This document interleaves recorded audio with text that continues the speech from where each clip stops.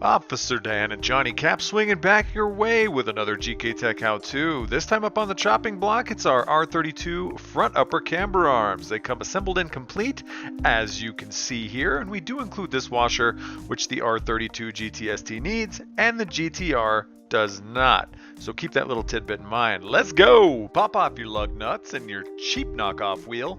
You're going to see your strut. We're going to get rid of that. Remove the lower nut from the bottom in the washer.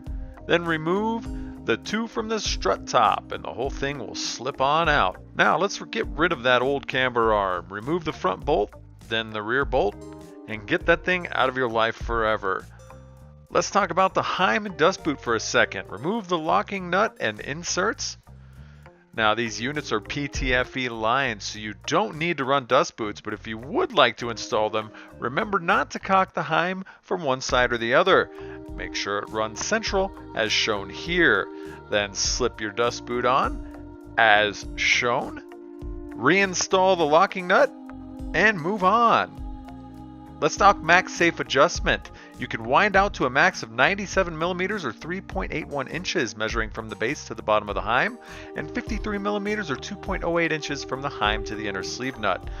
On the other side, we're looking at 58 millimeters or 2.28 inches, with a total length being 200 millimeters or 7.87 inches. Now the OEM arm measures 180 millimeters or 7.08 inches, and we recommend matching this as a good starting point. Make sure all the bearings are running central when tightening the locking nuts. Then make sure it twists as lovely as this right here. When installing them to the car, this side goes to the front and the T side goes to the rear. If you have a gts-t, you can fit the washer to either side. Just make sure it matches on both sides of the car, as it does change caster ever so slightly. Install the inner bolt and nut, then slip the camber arm into the J-arm and install that nut and bolt as well. Tighten both of them down, then torque to the specs shown on the screen. Now you're going to reinstall your coilover strut assembly by popping it in and installing the lower strut nut, hey that rhymed, and washer. Then torque to the specs shown here.